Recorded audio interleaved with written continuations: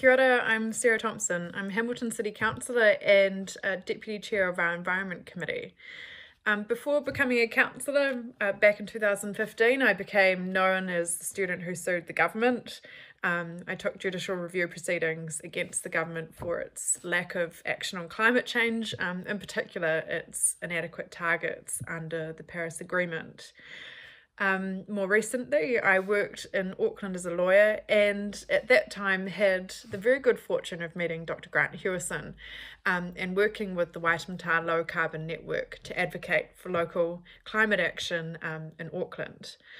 I also had the really good luck of meeting a lot of EJP students in that final year and seeing them take over and take on the mantle and do a lot of that advocacy work themselves. What did we advocate for? We went to Auckland Council meetings, to board meetings for council-controlled organisations like Auckland Transport, Watercare, ATEED, Panuku Developments, and we really pushed them to take climate change seriously and to prioritise climate action, both in terms of reducing emissions and also thinking really hard about adaptation for the future. Hi, I'm Ella Rose Stephen. I am one of the Equal Justice Project Advocacy Managers for 2020. As mentioned by Sarah Thompson, the Waitemata Low Carbon Network is a group of residents, organisations and businesses passionate about making low carbon living, working and playing part of the distinct identity of Central Auckland.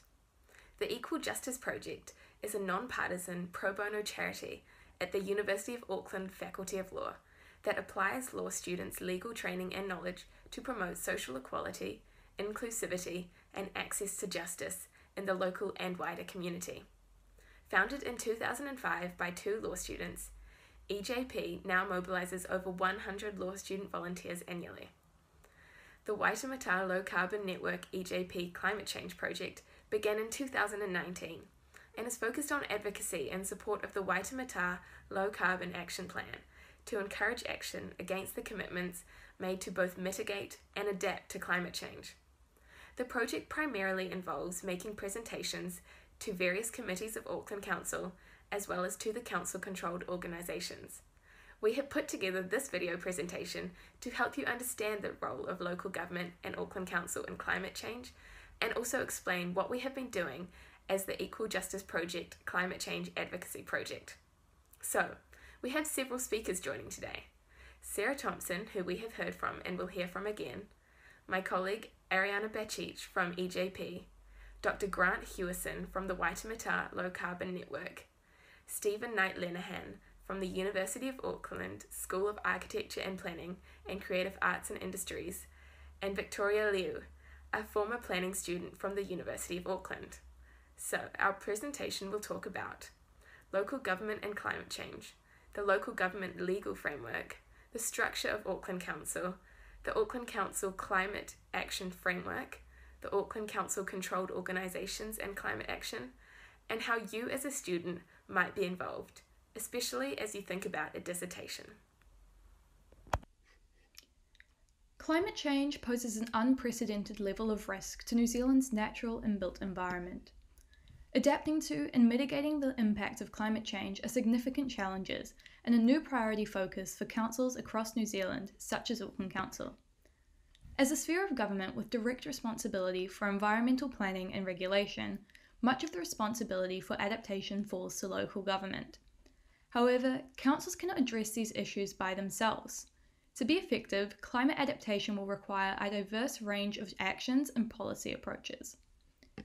Councils can also play an important role in mitigation by working with the communities to reduce emissions. In terms of commitments made concerning this work, in 2017, a number of local government leaders signed up to a climate change declaration, setting out the urgent need for responsive leadership and a holistic approach to climate change. Hi, I'm Grant Hewison. I'm a barrister specialising in local government and a member of the Waitemata Low Carbon Network. In 2019, Jack Hodder QC was asked by Local Government New Zealand to write a paper on the legal dimensions of the responsibilities and risks for local government on climate change.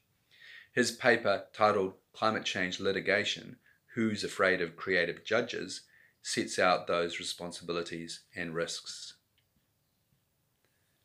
Local government is required to plan and act to meet the current and future needs of local, district, and regional communities. This in turn requires prudent stewardship of resources and good quality risk management. Those objectives have always been challenging, but now the challenges have been compounded by the strengthening of the consensus on the imminent impacts of significant climate change reflecting human activities. The Local Government Act 2002 includes repeated expectations of effective local government, not least playing a broad role in meeting current and future needs of communities. Local government decision-making must take account of the interests of future as well as current communities and diversity within such communities. Regard must be had to prudent stewardship of resources, planning effectively for future management of assets, taking a sustainable development approach, maintaining and enhancing the quality of the environment, and the reasonably foreseeable needs of future generations. Further, under the Resource Management Act 1991, local authorities exercising powers must have particular regard to maintenance and enhancement of the quality of the environment and to the effects of climate change. Also, under the RMA, local authorities' functions extend to controlling the effects of the use or development of land, including to avoid and mitigate natural hazards. Reforms of the RMA before Parliament may mean that climate change becomes a more explicit obligation in RMA planning and resource consenting. In considering the Resource Management Amendment Bill 2019, the Environment Select Committee made recommendations that councils be required to have regard to climate change when making or amending regional and district plans and regional policy statements, and councils be able to take into account the causes of climate change when determining applications for resource consent. These amendments would go some way to returning power to address mitigation to local government. However, at this point, these amendments are recommendations only. Parliament has not made these changes yet, and it is not clear that the government has sufficient support to do so. And the New Zealand Coastal Policy Statement 2010 requires local authorities to ensure that coastal hazard risks are managed and identified for a period of at least 100 years, taking into account climate change and applying a precautionary approach. Though focused on central government, the Zero Carbon Act also sets out obligations that will require local government to play its part.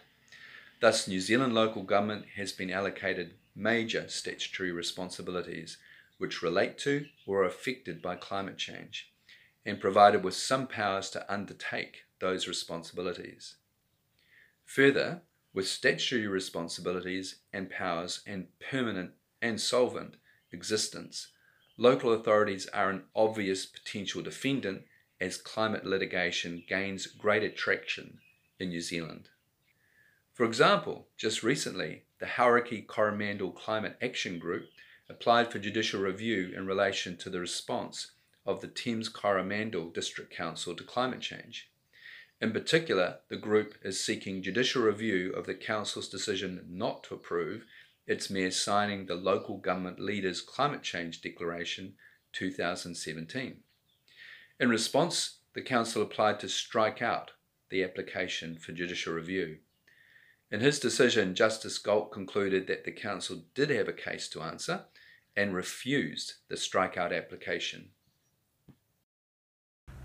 Auckland Council is a unitary authority established under the Local Government Auckland Council Act 2009. The Auckland Council model of local government helps meet both regional and local needs in Auckland. The Council has two complementary decision-making parts, the governing body and the local boards. Each part is autonomous and makes decisions within their areas of responsibility. Although they make different types of decisions, there is an active working relationship between the governing body and the local boards. In terms of the elected members, the mayor is elected by all Auckland voters and leads the governing body. The governing body focuses on big picture and region-wide strategic decisions.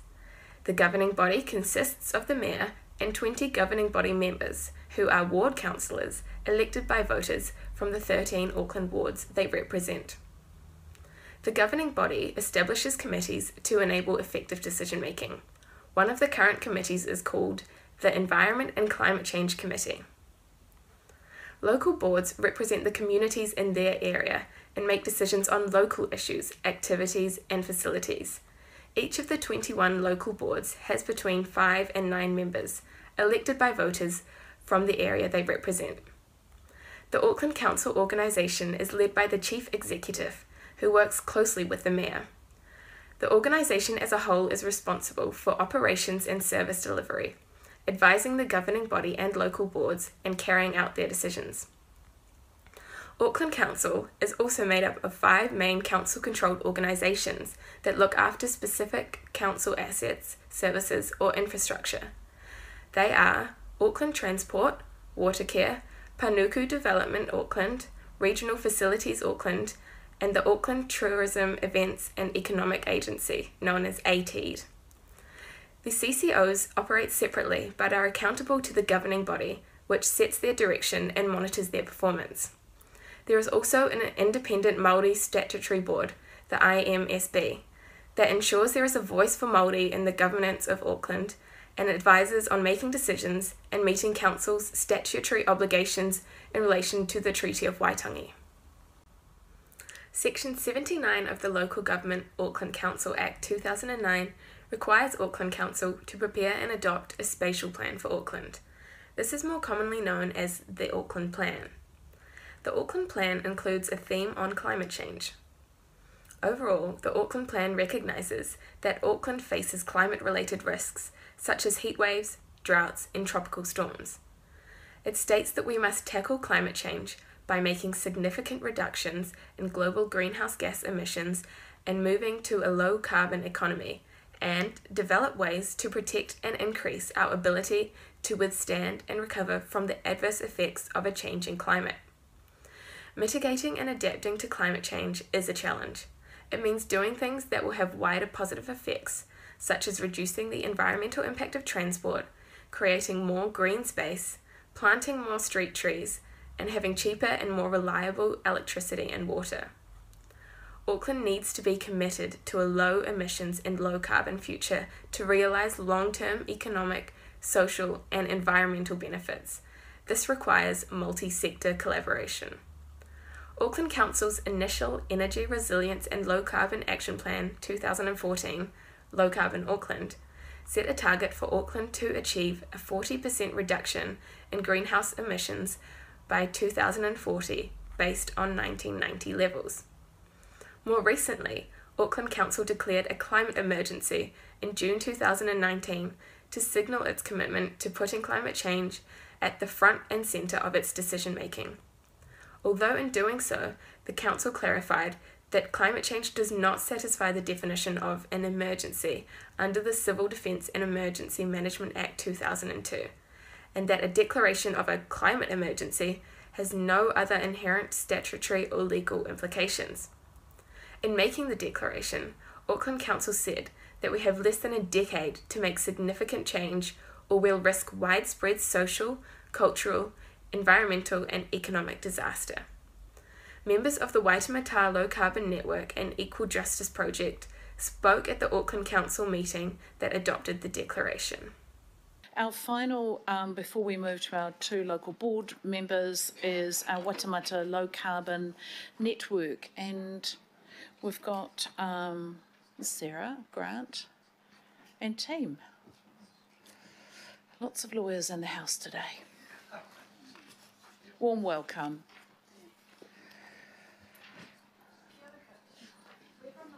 Oh, do you want to just pop on the... Lovely, thank you. Kia ora koutou. We're from the Waitemata Low Carbon Network and the Equal Justice Project. The Equal Justice Project is a group of over 100 University of Auckland law students who are extremely concerned about our futures and climate change. We have seen the statistics. The science is irrefutable. Climate change is already impacting communities around the world and in Auckland. As young people, it is obvious urgent action is needed. We support all the previous submissions on declaring a climate change emergency. The decision you are making today will directly impact our future. As a group of young people, we urge you to make the right decision. I'll pass on to Lavi and the rest of our group to discuss the legal aspects further. I firstly just want to say that the effects of climate change are radical. Climate change continues to affect us. It is ongoing and it is growing. The New Zealand Productivity Commission has said that there needs to be radical change as well. To quote them, they've said, "These changes mean that the shift from the old economy to a new low-emissions economy will be profound and widespread." It is clear that action needs to be taken, but not just simple action, radical action. What we think is that declaring a climate emergency is what needs to happen. As mentioned in previous speeches, there have been many other councils and many other cities who have declared climate emergencies, but Auckland is a big city and Auckland has a responsibility to also do this and to also be leaders in this change. We have an opportunity to be one of the big cities that make this impact. I think we should. We think we should. We should.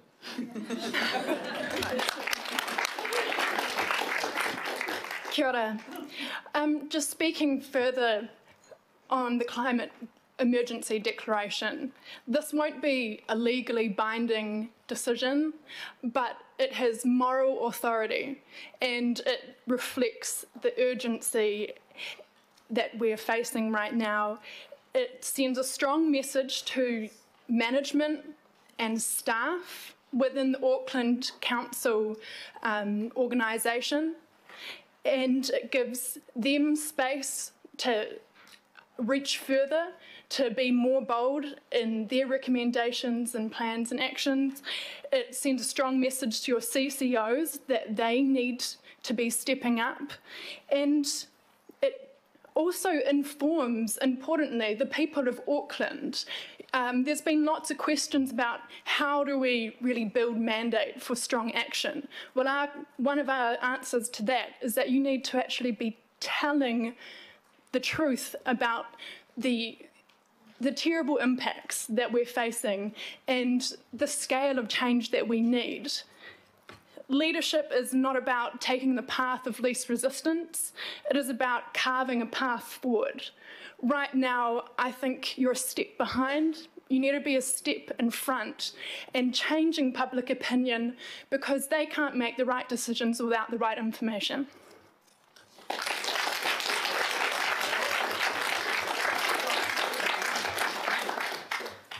So, oh, sorry. Yeah, I'll jump in. Kia ora koutou. Just in terms of your question, Councillor Darby, I think you need to change the title of the document you're going to adopt and call it the Climate Change Emergency Plan, because that's what it needs to be. We've looked through it, and with no disrespect, there's a lot of actions in that plan that are kind of business as usual. And as you've heard today from everyone here and ourselves, you need to make it a lot more radical, and the Productivity Commission has said we need radical change. So you need to reflect back on that and make those actions and moves much more radical than what you're doing. We'll be providing feedback. We don't think you need to hold and wait for that. You need to get this document out to consultation. You need to get the feedback. We'll be providing feedback for you. But also, in terms of declaring an emergency, there's a whole lot of actions and moves in that document that you can actually just get on with and deliver them quickly. Thank you. In February 2018, the then Environment and Community Committee of Auckland Council resolved to develop an integrated climate action plan for the Auckland region. To meet this requirement, Auckland Council led the development of Te Taruke a Tawhiri, Auckland's Climate Action Framework, with extensive collaboration and engagement with mana whenua, public, private and voluntary sectors. In June 2019, the Environment and Community Committee approved a consultation draft of the Auckland Climate Action Framework and associated materials. This was publicly consulted on in the latter part of 2019. Te Taruke a Tawhiri noted that regional emissions are rising. Between 2009 and 2016, Auckland's overall emissions increased by 5.6%. If we continue this trend, Auckland's emissions will increase by 27% by 2050. Our current pathway won't get us to our commitment of dramatically reducing emissions to net zero by 2050. Our most significant sources of emissions are related to transport, energy use in industry and buildings, and industrial processes. The draft framework identifies key moves to deliver the zero-carbon, climate-resilient future. Sometime over the next couple of months, the Auckland Council is due to adopt a Auckland Climate Action Framework. This replaces an Energy Resilience and Low Carbon Action Plan that was published in 2014. To give a bit of context, in June 2019, the Council declared a climate action emergency. This was followed in July with the Council saying Auckland had a decade to take action before climate change took hold with catastrophic consequences. Then in March this year, the Council announced a goal of halving emissions by 2030. The problem is that this non-statutory framework does not explain how adaptation or emissions reduction should occur. It gives ideas and suggests existing schemes that could fit well in the vision, but nothing in terms of the implementation process. The current projection is for an increase of 27% in emissions by 2050, yet the Council's target is halving emissions by 2030 and achieving net zero emissions by 2050. The framework does not provide full analysis of priority areas to be focused on, and it does not address liability for failure. In effect, the framework is a problem statement. That is, it says what needs to be done to make the city better able to cope with the impacts of climate change while also reducing emissions. It then describes what could be done to address the problems, but fails to explain how. To be fair, some of the mechanisms for achieving both emissions reductions and adaptation are currently outside Council control. For example, we have three key pieces of legislation influencing how we use land and resources: the Resource Management Act, the Local Government Act, and the Land Transport Management Act. As well, as of last year, we've got a Zero Carbon Act. Now, all this could combine to help Auckland achieve its goals. A Climate Change Commission is due to release the first National Risk Assessment report this year. This report will provide guidance on how to adapt to climate change. The Commission is also due to give central government advice on emission budgets.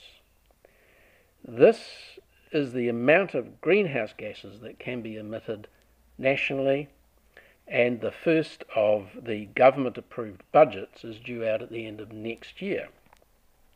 So there are a number of things that are happening nationally that will influence what the Council can do locally. However, the Council has also created its own difficulties. The current Auckland Unitary Plan is a poor guide for any substantial adaptation initiatives and has very little to say about emissions. The reason this is important is that the Unitary Plan is the statutory document governing decision-making. Overall, it is currently unclear what the Council should be doing in terms of managing emissions. The outcome is a Council with a climate action wish list and a statutory plan of limited use in terms of climate-compatible development. It is very misleading when a planning authority such as Auckland Council announces a strong commitment to reducing emissions but does not clearly articulate its inability to deliver anything meaningful.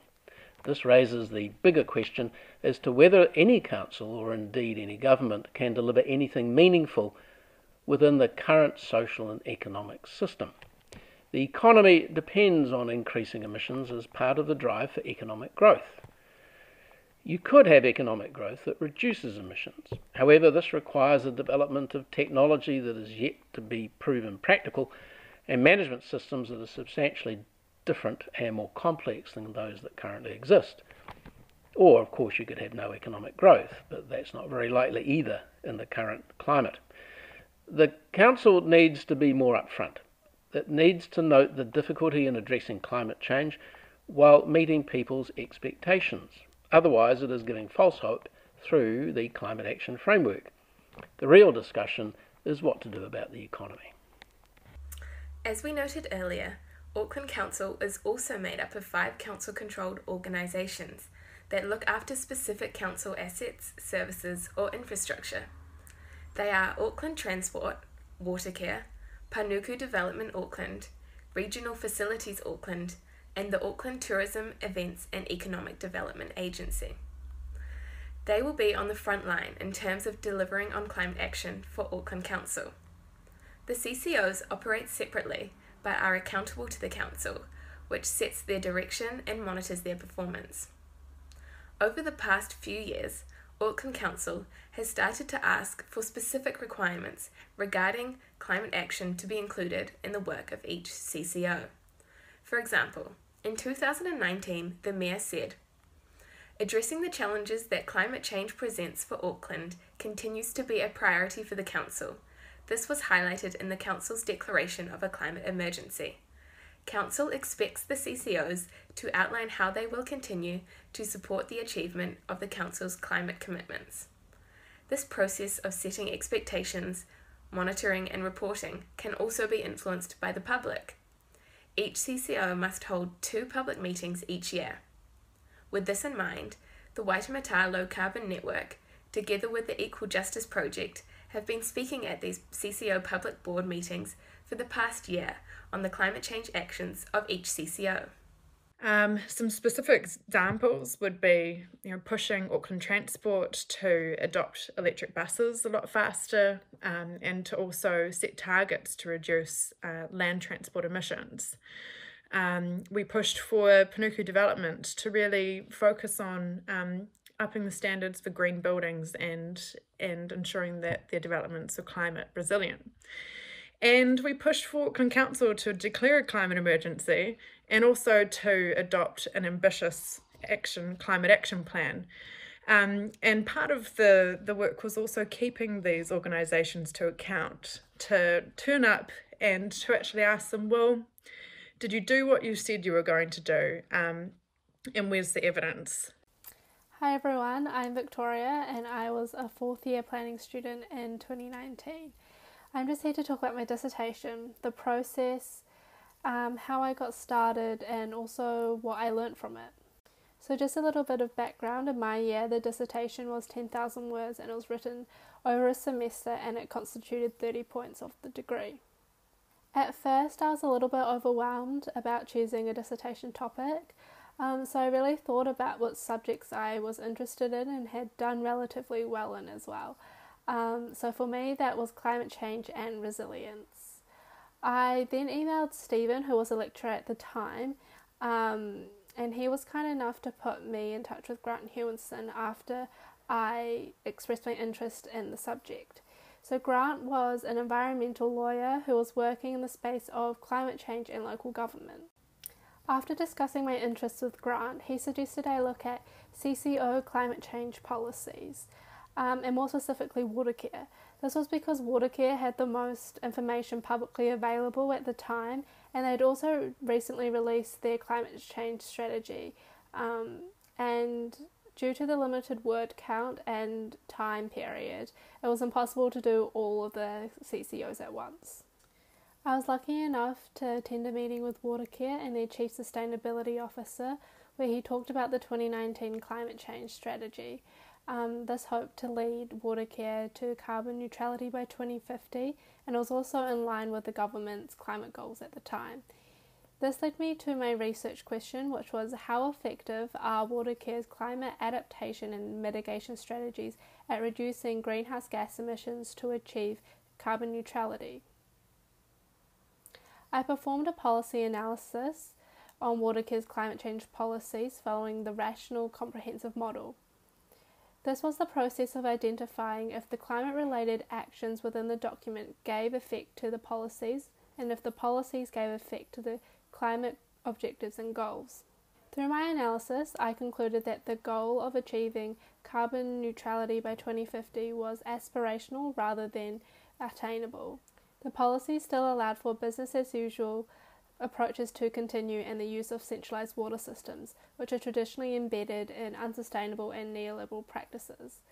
The policies themselves were also riddled with disconnections, which ultimately will lead to empty promises. Overall, my research highlighted the fundamental issue of non-statutory climate policy making in New Zealand. Overall, I got an A on my dissertation, which was to my surprise as well, but I also learned a lot through the process. My research has also helped me as a professional planner in the real world. Number one being how are policies constructed and how to use them, no matter where they are written. So since leaving uni, I've had the opportunity to work with the Victoria State Government in Australia to help work on and rewrite their movement and place policies. These are skills that I learnt in uni and I'm so grateful for them.